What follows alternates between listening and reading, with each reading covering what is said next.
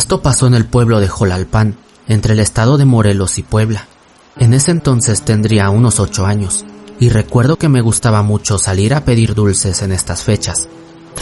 La última vez que lo hice, se me ocurrió alejarme más de la cuenta, llegando hasta la última casa del pueblo. Mis amigos me habían dejado solo, porque ya era tarde y no querían que sus padres los regañaran. Caminé algunos minutos por esas calles solas y oscuras hasta llegar a esa última casa, pero al llegar, la persona que me abrió la puerta, en lugar de darme dulces, me pidió que me fuera rápido a mi casa, porque ya era muy tarde. Me dijo que pasaban de las 11:30 de la noche y que no era seguro que yo estuviera solo en ese lugar y a esa hora. Siendo niños, uno no mide el peligro ni las consecuencias, y todo se nos hace muy fácil. Por eso yo me molesté al no recibir dulces, y solo ignoré a esa persona sin prestar atención a lo que decía, aunque al final de cuentas no me quedaba de otra más que regresar a mi casa a regañadientes. Pero justo cuando estaba alejándome de esa casa donde fui regañado, se comenzó a escuchar un grito que parecía venir de todas partes. El ambiente lentamente se fue transformando hasta sentirse muy pesado, y justo frente a mí, por la calle donde iba caminando, vi acercarse muy rápido una neblina, y con ella pude comprobar que también venía ese terrible alarido que me hacía sentir un horrible terror. Intenté regresar para que me dejaran entrar en la casa, pero no alcancé a llegar, porque esa nube espesa me alcanzó y me cubrió por completo, helándome hasta los huesos. Fue entonces cuando comprendí por qué esa persona me exigió regresar a casa. Sin poder caminar por culpa del terror que sentía, opté por esconderme en un montón de basura que estaba amontonada justo fuera de esa casa. Entre esa basura había algunos pedazos de tela, los cuales utilicé para cubrirme mientras me metía por debajo de todo ese montón de trapos revueltos con basura, tratando de quedarme lo más quieto posible. Claramente sentí una terrible angustia combinada con un gran miedo solo por escuchar ese lamento tan aterrador. Mi respiración era tan forzada que llegué a creer que ese sería mi último aliento de vida, y creí que ya no volvería a ver a mis padres y mis hermanos. Era tan fuerte y penetrante ese lamento que lo llegué a sentir dentro de mí, mientras un aire tan, pero tan frío y espeso atravesaba mi pecho, al mismo tiempo que sentía mi cuerpo tan pesado como una tonelada, y estaba temblando tanto que creí que mis dientes se romperían por el fuerte choque entre ellos. Unos minutos después, todo volvió a la normalidad y las personas salieron de la casa para ver cómo estaba. Por obvias razones, yo me quedé mudo y estaba a punto de desmayarme. Por eso, uno de los señores me cargó llevándome dentro de la casa, donde me dieron una cobija para que entrara en calor, porque estaba congelado y temblando, aunque esos síntomas no eran del frío, eran de tanto miedo que sentía. Varios minutos después, por fin pude hablar y les dije que por favor me llevaran a mi casa, pero al terminar de decir eso, mis padres tocaron a la puerta. Fue la primera vez que el regaño y el castigo que me dieron lo agradecí, simplemente por saber que aún estaba vivo y en compañía de ellos.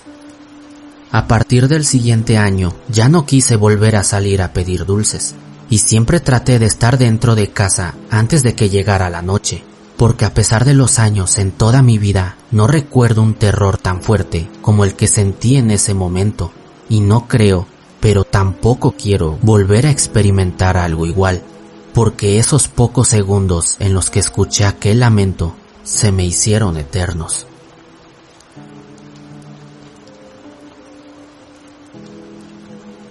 Cuando tenía unos 6 años fue la primera vez que mis padres me dejaron salir a pedir calaverita.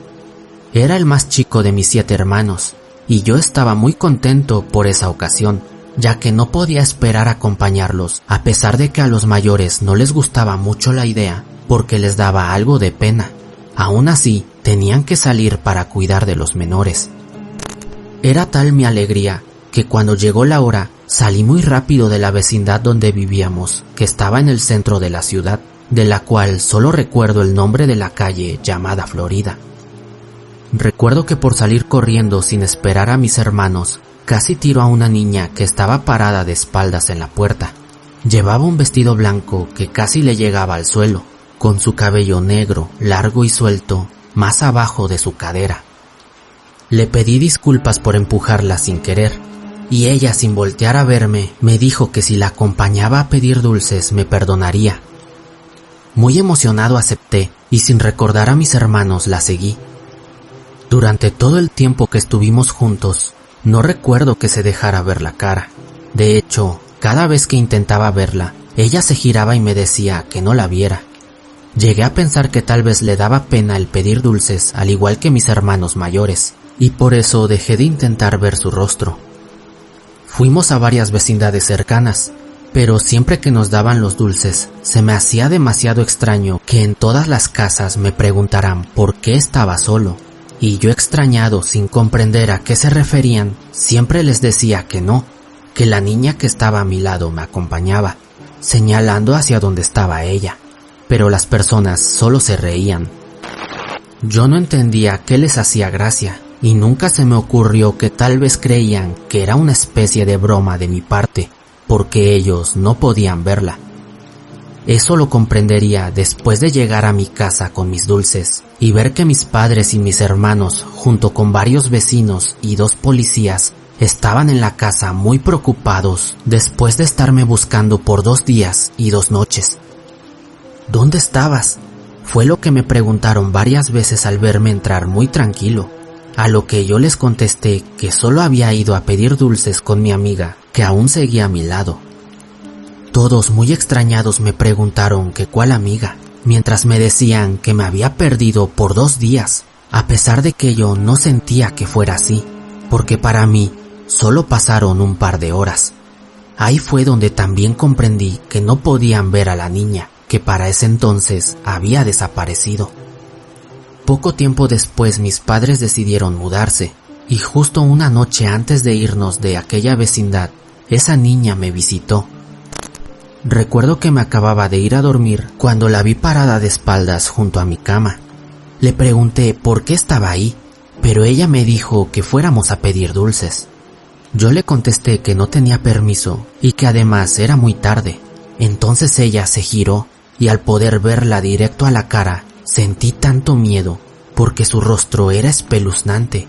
No tenía ojos y solo se veían unos enormes huecos de color negro.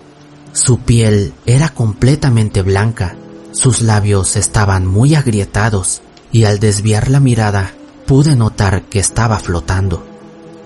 Al gritar por el miedo, mis padres y mis hermanos fueron a ver qué me había pasado.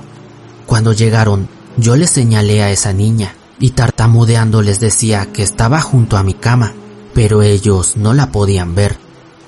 Enseguida caí desmayado y cuando desperté, mi madre estaba durmiendo a mi lado. Un par de minutos después, cuando ya estaba a punto de vencerme el sueño, aquel ser apareció de nuevo en los pies de la cama y con un tono melancólico me pidió que no me fuera, que me quedara con ella. Me dijo que le daba miedo estar sola en ese lugar y que la noche que salimos a pedir dulces le gustó mucho, porque por fin pudo salir de ese lugar en mucho tiempo y sentirse libre. Mientras mis ojos se cerraban por el cansancio, alcancé a escuchar que decía que si me iba, no podría acompañarme, porque había algo que la ataba a ese lugar. Después de eso caí dormido, y al día siguiente antes de mudarnos, por más que la busqué, no la volví a ver. Y no sé, puede ser que el espíritu de esa pequeña siga ahí, esperando volver a encontrarse con alguien que la pueda ver.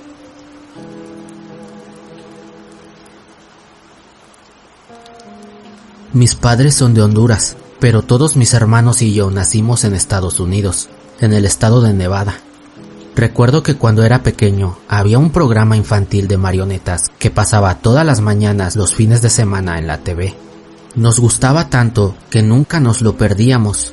Por eso cuando aparecieron carteles promocionales en los buzones de todo el vecindario, anunciando un evento especial de dicho programa que se llevaría a cabo a las afueras del pueblo la noche de Halloween, todos los niños no dejábamos de hablar de él. Cuando la noche del evento llegó, Una enorme carpa se encontraba montada en un baldío a las afueras del pueblo. Recuerdo que el lugar estaba abarrotado de niños disfrazados, muchos de ellos solos y muchos otros acompañados de sus padres, y mis hermanos y yo éramos de los que iban solos, pero en ningún momento nada extraño ni fuera de lo normal sucedió. El evento duró más de lo que habíamos previsto y terminó a eso de la medianoche, pero al salir de la carpa, por culpa de la multitud me separé de mis hermanos, y mientras los estaba buscando, un hombre disfrazado con una botarga de uno de los personajes del programa se acercó a mí preguntándome si no quería ir a otro evento especial que estaba siendo preparado en otro sitio, mientras me señalaba unas vagonetas que iban decoradas con los colores y logotipos del programa. Pude ver cómo había otras botargas junto a esas camionetas, repartiendo globos y atrayendo la atención de los niños que iban solos. Y sin pensarlo, le dije a la botarga que me había detenido que sí quería ir a ver el siguiente evento.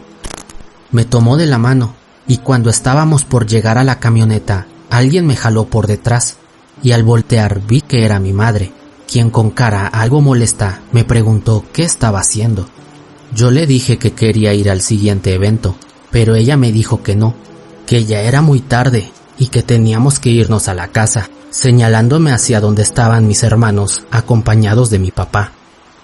Al escuchar eso, la botarga me soltó y se disculpó con mi mamá, diciéndome que si no tenía el permiso de mis padres no podría ir, así que se despidió de mí regalándome un par de globos, mientras yo, un tanto molesto, no tuve de otra más que seguir a mi mamá, quien me iba regañando por querer irme solo a pesar de ser medianoche. Al día siguiente había una gran conmoción en todo el pueblo, pues se había reportado la desaparición de 15 niños la noche anterior, que según los testigos, todos los desaparecidos eran a quienes vieron subir a esas camionetas con logotipos del programa. Nadie pensó que algo así pudiera pasar enfrente de todos, ya que durante los días siguientes la policía interrogó a los creadores de dicho programa y a los organizadores del evento, quienes negaron ser partícipes de lo sucedido. También llegaron a preguntarnos a mí y a mi madre, pues ella fue el único adulto al que se le vio interactuar con aquellas botargas, esperando que supiera algo, pero ambos, tanto mi madre como yo, les dijimos a los agentes que no sabíamos nada más al respecto.